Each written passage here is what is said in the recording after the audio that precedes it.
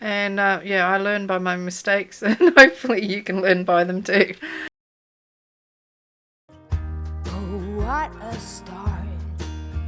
Inside out and upside down. No stress, I'ma clean up this mess. Hello, it's Leigh here. Welcome back to my channel. Big hello to newcomers. I'm so glad you can spend some time with me today because I'm doing my second part of the 5 digital item swap. And today the tag I'm doing is going to be made with the beautiful images that you can see on the screen at the moment. This is a free digital from Luise Heinzl. So in my video description box you will find a link to her video which has a link to this download. So grab a copy of that if you want to join in the fun. I love Louise's style and her images are awesome. She's got a great sense of vintage grunginess, and yeah, I really love the work that she does, so I was super excited to do this one. Made my tag out of a page that I pulled out of a visual art diary, so it's a nice thick cardstock, and I love that brown colour. I think it goes well with these images. The stencil that I'm using just to put some marks in my background is from PM Artist Studio, and it's called Nestled Circles. This one here is just a little cheap thing that I got from the $2 shop. It came with about 4 or 5 for $2, I think it was. So, yeah. So I'm just basically just putting something on the background, really. Most of it's probably going to be covered up, but just where it does pop out, you can see bits and pieces of pattern and colour here and there underneath the images. So the first colour that I put on there was Vintage Photo, and that one that I just used was Rusty Hinge. Now in Louise's download she has this tag that you can cut out and use. Because my brown paper is a different size, I'm just going to use a portion of her tag. I'm just putting some of that Rusty Hinge along the edge of the paper that I've printed the image on. And I'm going to glue it there because coincidentally it just has that little bit on the side that fits right on that tag where I cut the tag out. See, just at the top there, right hand side. So, well, that's perfect. Now I've got this fabric which is a lingerie, like a bra bag that you put your delicates in when you do your laundry. And it's a great big one, so it's for jumpers and things like that. So I don't use it, and I thought I could cut some of that up to sort of represent fishing net. So that's what I was doing there. I'm using my Alma's purple glue stick to stick down that piece of paper, and then I'm going to put some of this fabric on.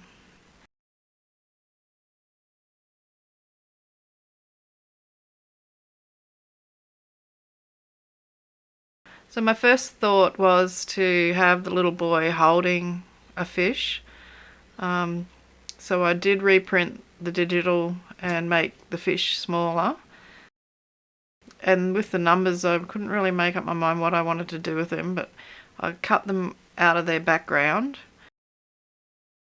In the end I just put them across the bottom here, so they're there but you can't really see what they are. But I have fulfilled the brief as far as that goes.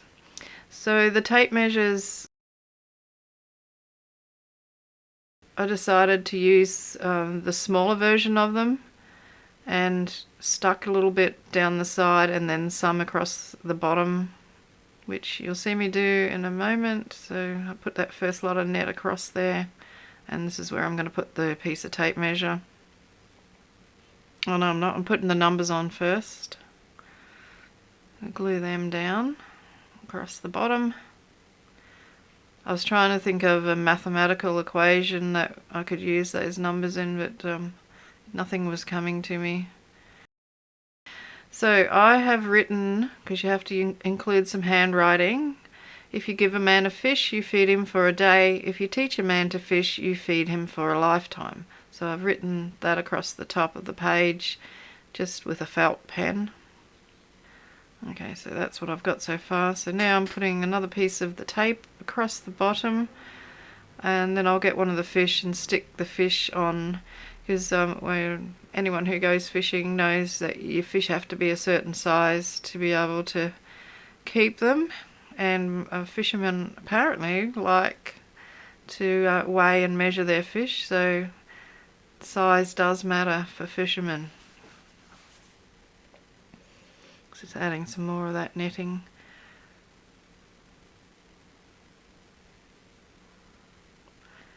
I decided to put a little one of the fish under there. I think it was upside down, so I turned it around the right way.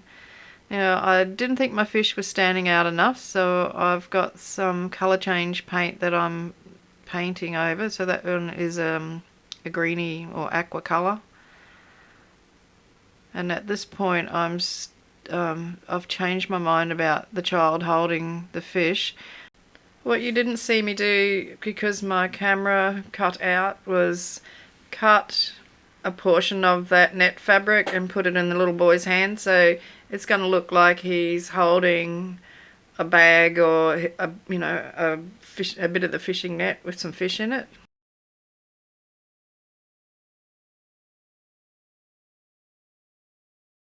So just lifted that up so I can put the fish down. But I found the net is a bit too enclosed and the fish weren't standing out, so I got some yellow. This is another metallic colour change paint, so I painted them yellow. I painted that one yellow, sorry, and then I painted this one with some orange to try and make it stand out a bit, because I felt like you couldn't see what was in the bag. So he's got two fish in his bag. What I end up doing is cutting a slit in the little bag and having that second fish look like it's trying to escape out the side of the bag, so the fish is actually poking through the side of the bag. So what I was doing then was just going around the outline, and it's still in an attempt to try and make the fish stand out a bit. So there we go, I've put the slot in the bag and one fish is about to escape.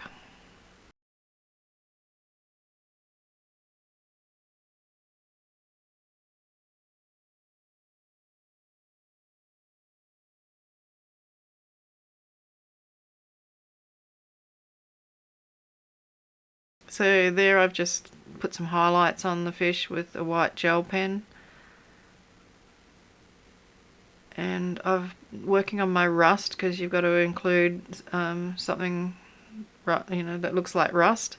So I've got an ink which is called Pumpkin, I think.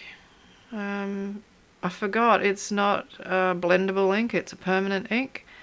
So you'll see where I make a really big boo-boo a bit later on. So I drew a fish hook, and then, that's a fishing line, so hook attached to some fishing line, and then I used that same orange to, colour the hook, so the hooks supposedly looks rusty. So all the metal, so the bits on his hat, his buttons, I tried to make them all look rusty. Now I've changed to rusty hinge, and I'm going over those metal bits again.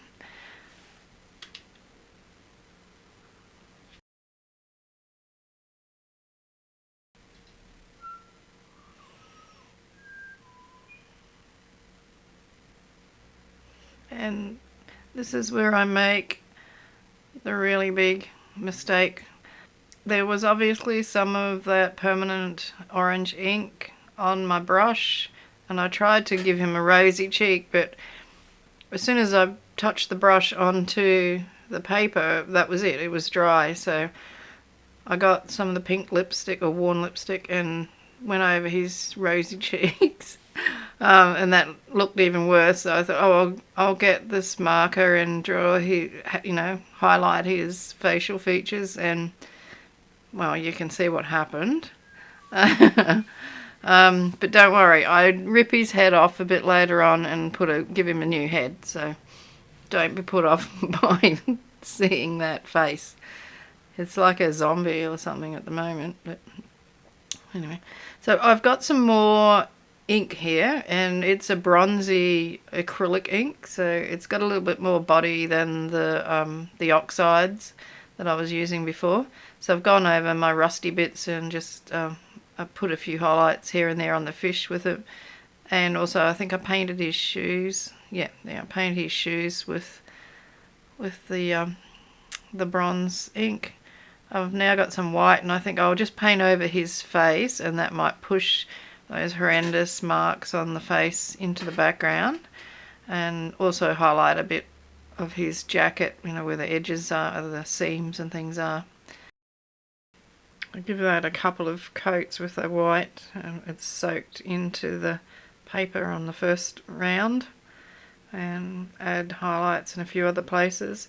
I think to myself, maybe the white would look nice around the edge of the card, and I had a fair bit of it left on my little acrylic block, so I painted around the edge.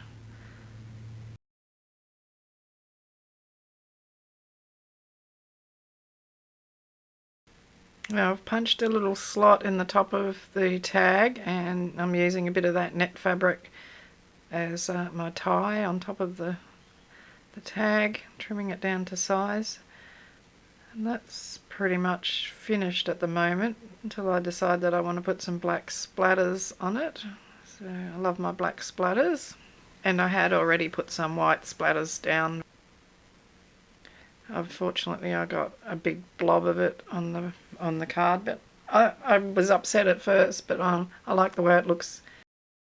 Then I have this brilliant idea when I put some fake stitching around, and my hand's really not very steady, so I struggle with doing this sort of thing. I don't know why I keep doing it and punishing myself, but anyway, yes, so we have some wonky old painted stitches there. So this is where the poor little fella gets his life-changing surgery. So rip his head off and cut out another one and glue it on. So he no longer will look like something from a horror movie.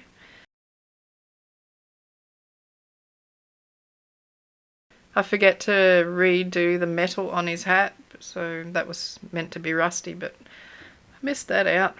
Anyway. So that's my card. Hope you like it. Hope you enjoyed the process, warts and all. And yeah, I learned by my mistakes, and hopefully you can learn by them too. So I'll say hooroo from Australia. See you in the next video.